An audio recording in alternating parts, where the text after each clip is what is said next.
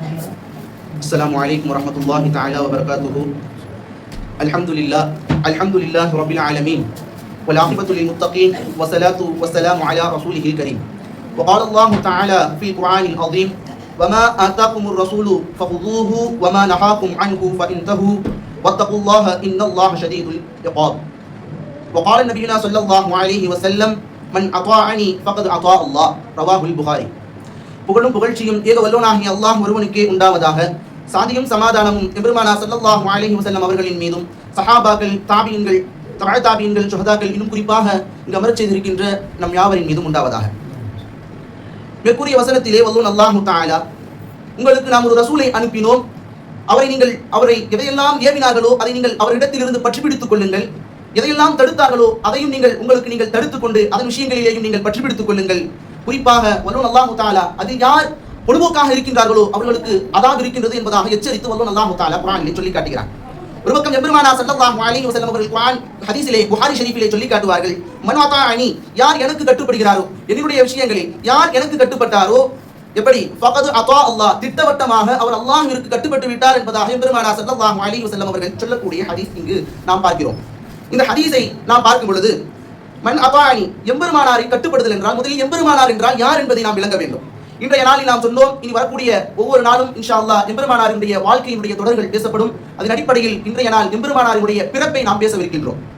சகோதரர்களே, எம்பெருமானார் ஸல்லல்லாஹு அலைஹி வஸல்லம் அவர்கள் பிறந்த நாள் என்று பார்க்கும் பொழுது அனைவருக்கும் தெரிந்த ரபியுல் அவ்வல் மாதம் திங்கட்கிழமை என்று எம்பெருமானார் ஸல்லல்லாஹு அலைஹி வஸல்லம் அவர்கள் பிறக்கின்றார்கள். இது அனைத்து இமாம்களினுடைய இஜ்மாவான கருத்து.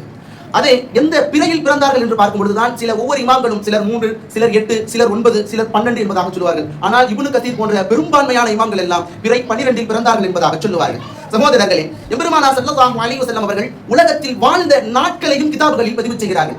எத்தனை நாட்கள் வாழ்ந்தார்கள் என்று பார்க்கும் பொழுது 22,330 நாட்கள், சரியாக 6 மணி நேரம் எம்பெருமானார் ஸல்லல்லாஹு அலைஹி வஸல்லம் அவர்கள் தன் வாழ்க்கையை பூமியில் கொடுத்தார்கள் என்று கிதாபுகள் பேசுகிறது. ஒரு பக்கம் எம்பெருமானாரினுடைய வாழ்க்கையை, வரலாறை முதலாக தொகுக்கப்பட்ட கிதாப் எது என்று பார்க்கும் பொழுது சீரத்து இப்னு இஸ்ஹாக் என்பதாக சொல்லுவார்கள். அதை சுருக்கி எழுதிய ஒரு கிதாப் சீரத்து இப்னு ஹிஷாம் என்பதாக சொல்லுவார்கள். சகோதரர்களே, எம்பெருமானார் பிறந்த அந்த தினம் திங்கட்கிழமை. இந்த திங்கட்கிழமையினுடைய சிறப்பை பற்றி பார்க்கும் பொழுது எம்பெருமானார் ஸல்லல்லாஹு அலைஹி வஸல்லம் அவர்கள் பிறந்த நாள் திங்கட்கிழமை.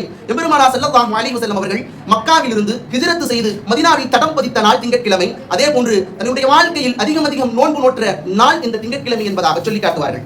சகோதரர்களே, இன்னும் ஒரு பக்கம் பார்க்க போனால் எம்பெருமானார் ஸல்லல்லாஹு அலைஹி வஸல்லம் அவர்கள் பிறக்கிறார்கள். பிறப்பதற்கு முன்னுள்ள வல்லோன் அல்லாஹு தஆலா ஏற்படுத்திய அறிவிப்புகள் என்னவென்று பார்க்கும் பொழுது கிதாபுகளிலே, அதாவது உதாரணம் சொல்லுவார்கள் அல்லவா, மழை வரும் முன்னே எப்படி மின்னல் வெட்டுகிறது, அதாவது மழை வருவதற்கு முன்னாடி மின்னல் எப்படி ஒரு அடையாளம் காட்டுதோ அது மாதிரி வல்லோன் அல்லாஹு தஆலா இந்த எம்பெருமானார் ஸல்லல்லாஹு அலைஹி வஸல்லம் அவர்கள் இந்த அகில உலகிற்கு அனுப்பப்படுவதற்கு முன்னால் ஏற்படுத்தப்பட்ட நிகழ்வுகள் இருக்கின்றதா என பார்க்கும் பொழுது குறிப்பாக ஒரு 3 நிகழ்வுகளை இங்கு நான் பதிவு செய்வேன். முதலாவது விஷயத்தை சொல்லி காட்டுவார்கள். நாம் எல்லாம் கேள்விப்பட்ட ஒரு விஷயம், சூரத்துல் இந்த ஃபீல், அதாவது யானைப்படை, ஐயாமுல் ஃபீல்னு சொல்லுவாங்க.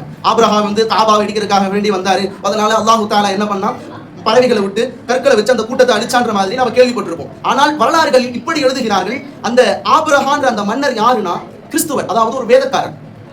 அப்படி இருக்க பொதுவாகவே அந்த காலத்துல வல்லோன் அல்லாஹு தஆலா இங்கு எதிரணியில் யார் இருந்தாங்க, அந்த நேரத்தில் காபாவை இடிக்கக்கூடிய அந்த தருணத்திலே எதிரணியில் இருந்தது யார் என்று பார்க்கும் பொழுது சிலை வணங்கக்கூடிய சமுதாயத்தினர்கள். பொதுவாகவே அல்லாஹு தஆலாக்கு ஒரு பழக்கம் இருக்கு, அதாவது வேதக்காரர்களும் சிலையை வணங்கக்கூடியவர்களும் மோதல் ஏற்பட்டால் அது வல்லோன் அல்லாஹு தஆலா முதலில் உதவியை யாருக்கு கொடுப்பான் என்றால் வேதக்காரர்களுக்கு தான் அல்லாஹ் கொடுப்பான்.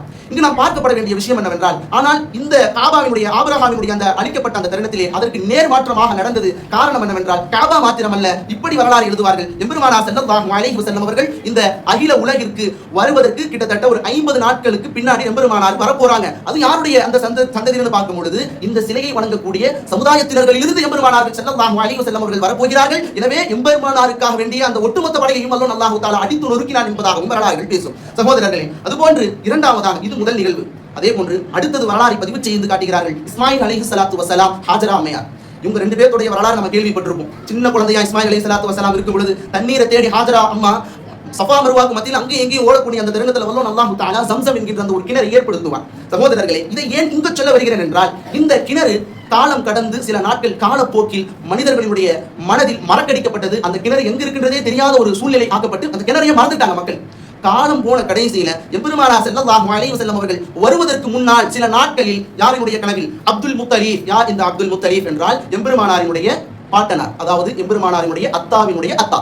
சகோதரர்களே, இந்த அப்துல் முத்தலிஃபினுடைய கனவில் வல்லோன் அல்லாஹு தஆலா கனவில் காட்டுகிறான், இந்த இடத்தில் இந்த ஜம்சமினுடைய கிணறு இருந்தது என்பதாக அடையாளம் காட்டி அந்த கிணற்றில் இருந்து வல்லோன் அல்லாஹு தஆலா எம்பெருமானார் வருவதற்கு முன்னால் அனைத்து மக்களுக்குமே அருட்கொடையாக ஜம்சமை கொடுத்தான். இந்த எம்பெருமானார் ஸல்லல்லாஹு அலைஹி வஸல்லம் அவர்கள் பின்னணியில் வந்து ஹிதாயத்தை அனைத்து நபர்களுக்கும் அருட்கொடையாக கொடுப்பார்கள் என்பதை அங்கு வல்லோன் அல்லாஹு தஆலா பாடமாக புகுத்துகிறான். சகோதரர்களே, அதுபோன்று நாம் எல்லாம் கேள்விப்படக்கூடிய எம்பெருமானாரினுடைய பெற்றெடுத்த தாய் ஆமினா ரலியல்லாஹு அன்ஹா. சகோதரர்களே, இந்த ஆமினா அம்மையாரை பற்றி பார்க்கும் பொழுது கிதாபுகள்ல எழுதுவாங்க, இந்த ஆமினா அம்மையாரினுடைய கனவில் எம்பெருமானார் பிறப்பதற்கு முன்பு கனவில் தோன்றுகிறது. அதாவது ஒரு ஒளி ஏற்படுகிறது. அந்த ஒளியினுடைய அந்த பிரகாசம் எந்த அளவுக்கு போகுதுன்னா, எதிரில் இருக்கக்கூடிய ஷாம் தேசம் வரையிலும் அந்த ஒளி பிரகாசிச்சதுன்னு எழுதுறாங்க. ஏன் சாம் தேசம் வரையும் பிரகாசிச்சது என்று பார்க்கும் பொழுது அதன் பின்னணியில் அதற்கு விளக்க உரை எழுதும் பொழுது இப்படி எழுதுவார்கள், எம்பெருமானார் ஸல்லல்லாஹு அலைஹி வஸல்லம் அவர்கள் இஸ்லாத்தை முதலில் ஏற்ற நாடு என்றால் ஷாம் தேசம் தான். சகோதரர்களே, இப்படி இருக்க எம்பெருமானார் ஸல்லல்லாஹு அலைஹி வஸல்லம் அவர்கள் பிறப்பதற்கு முன் அறிவிக்கப்பட்ட சில இர்சாஹாத் என்றால் இதுதான். அதே எம்பெருமானார் ஸல்லல்லாஹு அலைஹி வஸல்லம் அவர்கள் பிறந்த நாள் என்று நடந்த நிகழ்வுகள் எல்லாம் என்று பார்க்கும் பொழுது பல லைஃபான ஹதீஸ்களும் இருக்கிறது. நாம் இந்த சஹீஹை மாத்திரம் பார்ப்போம். கிதாபுகளிலே எழுதுவார்கள், அப்துல் முத்தலிப் அவர்களுடைய கனவில் வல்லோன் அல்லாஹு தஆலா ஒரு உதிப்பையிட்டு எம்பெருமானாருக்கு முஹம்மது எனும் பெயரை வைக்க சொல்லி ஒரு ஏற்பாடை ஏற்படுத்துகிறார். சகோதரர்களே, அதே போன்று எம்பெருமானார் ஸல்லல்லாஹு அலைஹி வஸல்லம் அவர்கள் பிறக்கக்கூடிய தருணத்திலே சஜ்தாவினுடைய நிலையில் பிறந்தார்கள் என்பதாக வரலாறுகள் பேசும். அதே போன்று எம்பெருமானார் ஸல்லல்லாஹு அலைஹி வஸல்லம் அவர்கள் பிறக்கக்கூடிய அந்த தருணத்திலே அந்த பிறந்ததனுடைய அந்த பிரகாசம் ஷாம் தேசம் வரையும் ஒளித்தது என்பதாகவும் எழுதுவார்கள். சகோதரர்களே, இதுவெல்லாம் ஒரு பக்கம் இருக்க, இமாம் குர்துபி என போற்றப்படக்கூடிய ஆகப்பெரிய இமாம், அந்த இமாம் சில விஷயங்களை பதிவு செய்வாங்க. என்னன்னா, ஷைத்தான் வந்து சில தருணங்களில் கை சேதப்பட்டு தன் தலையில் மண்ணை அள்ளி போட்ட தருணங்கள் பல தருணங்கள் உண்டு. அதில் சில தருணங்களை எழுதுவார். குறிப்பாக எம்பெருமானார் ஸல்லல்லாஹு அலைஹி வஸல்லம் அவர்கள் எப்போது பிறந்தார்களோ அந்த நாளில் ஷைத்தான் தன் தலையில் மண்ணள்ளி போட்டு கை சேதப்பட்டார் என்பதாக எழுதுகிறார். சகோதரர்களே, அதே போன்று அடுத்ததாக சொல்லுவார்கள், சூரத்துல் ஃபாத்திஹா, குர்ஆனுடைய தாய், உம்முல் குர்ஆன் என போற்றப்படக்கூடிய அல்ஹம்து சூரா ஓதுறோம்ல, ஒவ்வொரு மகரிபுடைய தொழுகையிலும் இஷாவுடைய தொழுகையிலும் ஓதப்படக்கூடிய அனைத்து வக்திலுமே ஓதப்படக்கூடிய அந்த சூரத்துல் ஃபாத்திஹா இறக்கப்பட்ட பொழுது ஷைத்தான் தன் தலையில் மண்ணள்ளி போட்டான். மூன்றாவதாக எழுதுகிறார்கள், ஹஜ்ஜினுடைய அரஃபாவினுடைய நாளிற்கு இப்படி கூலி இருக்கிறது என தெரிந்த தருணத்திலே ஷைத்தான் தன் தலையில் மண்ணள்ளி போட்டான் என்பதாக எழுதுவார்கள். சகோதரர்களே, இறுதியாக இப்பொழுது நாம் இறுதி நிலைக்கு வருகின்றோம். எம்பெருமானாரினுடைய பெற்றோரை நாம் சற்று பாற்று நிறைவிற்கு வருகிறேன். எம்பெருமானார் ஸல்லல்லாஹு அலைஹி வஸல்லம் அவர்கள் பெற்றெடுத்த தாய் ஆமினா ரலியல்லாஹு அன்ஹா. அதே போன்று பெற்றெடுத்த தந்தை யார்? அப்துல்லா. சகோதரர்களே, இந்த இப்பொழுது நாம் பார்க்க போவது பெற்றெடுத்த அந்த தந்தையை பற்றி. இந்த அப்துல்லா என போற்றப்படக்கூடிய இந்த நபர் எப்படிப்பட்டவர், தன்னுடைய வாழ்க்கையில் எப்படி வாழ்ந்தார் என்று பார்க்கும் பொழுது இந்த அப்துல்லா என்பவருடைய தந்தையின் பெயர் என்னங்க? அப்துல் முத்தலிப். இப்ப விஷயம் என்னன்னா, இந்த அப்துல் முத்தலிப் அப்படின்ற பாட்டனாருக்கு 10 மகன்கள். 10 மகன்கள்ல ஒரு மகன் தான் யாருங்க? இந்த அப்துல்லா.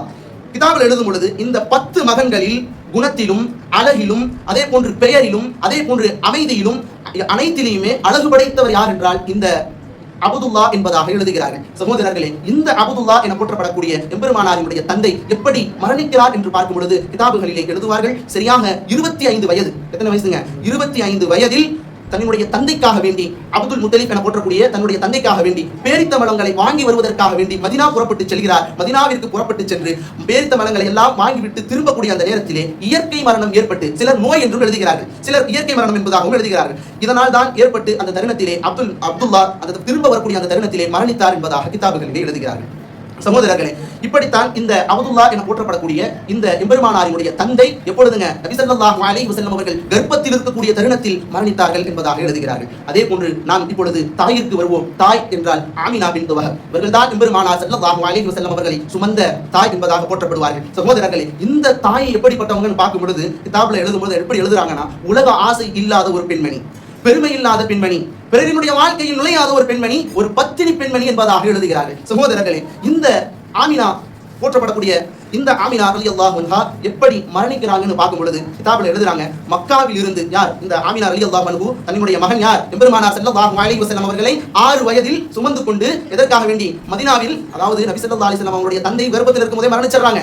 அதன் பின்னணியில் நபி ஸல்லல்லாஹு அலைஹி வஸல்லம் அவங்க 6 வயசுல விவரம் தெரிஞ்ச ஒரு பருவம் ஏற்படுது. எம்பெருமானாருக்கு என்ன பண்றாங்கன்னா, தன் தந்தையினுடைய உறவுகளை காட்டி கொடுத்து இவங்கெல்லாம் உடைய உறவுகள், இவங்களெல்லாம் பேணணும் என்கின்ற அந்த சுன்னத்தை முதலாக ஹயாத்தாக்கியவர்கள் இந்த ஆமினா ரலியல்லாஹு அன்ஹா. சகோதரர்களே, இந்த பெண்மணி யாரை? எம்பெருமானார் ஸல்லல்லாஹு அலைஹி வஸல்லம் அவர்களை சுமந்து கொண்டு மதீனாவிற்கு செல்கிறார்கள். மதீனாவிற்கு சென்று தன்னுடைய கணவரான அப்துல்லாவினுடைய மாமாமார்களை அனைத்து உறவினர்களையும் காண்பித்து விட்டு அங்கிருந்து மதீனாவில் இருந்து திரும்புகிறார்கள். திரும்பக்கூடிய அந்த தருணத்திலே அபா என்கின்ற அந்த இடத்தில் மரணித்து விடுகிறார்கள். அது என்னமோ தெரியவில்லை, தன்னுடைய தந்தையும் மதீனாவில் இருந்து திரும்பும் பொழுது மரணம், தன்னுடைய தாயும் மதீனாவில் இருந்து திரும்பக்கூடிய தருணத்திலே மரணம். எம்பெருமானார் ஸல்லல்லாஹு அலைஹி வஸல்லம் அவர்கள் பின்னுள்ள காலத்தில் மதீனாவில் தடம் பதிப்பார் என்பதற்காக வேண்டி நிகழ்ந்ததோ என்னவோ தெரியவில்லை. சகோதரர்களே, அடுத்து எழுதுவார்கள், இந்த இந்த பயான்ல நம்ம விளங்க வேண்டிய ஒரு விஷயம் என்னவென்றால், இங்கு தாயும் ஒரு பக்கம் குணத்தில் அழகு படைத்தவர், தந்தையும் ஒரு பக்கம் குணத்தில் அழகு படைத்தவர். சிந்திக்க வேண்டிய ஒரு விஷயம் என்னவென்று சொன்னால் சகோதரர்களே, அந்த காலத்துல காபிரா தான் இருக்கிறாங்க, சிலை வணக்கக்கூடிய ஒரு சமுதாயத்துல தான் யார் இருக்கிறாங்க? அப்துல்லாவும் இருக்கிறாங்க, ஆமினாவும் இருக்கிறாங்க. ஆனால் அந்த ரெண்டு நபர்களிடத்திலும் அன்று இருந்தது அழகு படைத்த குணங்கள். இந்த அழகு படைத்த குணங்களை அல்லாஹ் தேர்வு செய்தான். இந்த அழகு படைத்த குணங்கள் பெற்றோர்களிடத்தில் இருந்ததின் காரணத்தினால் அதன் பின்னணி உலகத்திற்கு நபியாக தேர்ந்தெடுக்கப்பட்ட நபி ஸல்லல்லாஹு அலைஹி வஸல்லம் அவர்கள் இந்த குணத்தை வைத்துதான் என்பதை நாம் இங்கு விளங்க வேண்டும். உங்களுடைய பிள்ளைகள் அழகாக வேண்டுமா, உங்களுடைய குணங்களை நீங்கள் அழகுபடுத்திக் கொள்ளுங்கள் என்பதாகவும் தஃசீர்களிலே எழுதுவார்கள். சகோதரர்களே, எனவே இந்த பயானில் நாம் விளங்க வேண்டிய ஒரு விஷயம், நமது குணங்களை அழகுபடுத்திக் கொள்ளக்கூடிய ஒரு பாக்கியத்தை வல்லுல் அல்லாஹ் தஆலா உங்களுக்கும் எனக்கும் தந்தருள் புரிவானாக. வாஹிரு தஅவானா அல்ஹம்துலில்லாஹி ரப்பில் ஆலமீன். ஸலாமு அலைக்கும் வரஹ்மத்துல்லாஹி தஆலா வபரகாத்துஹு.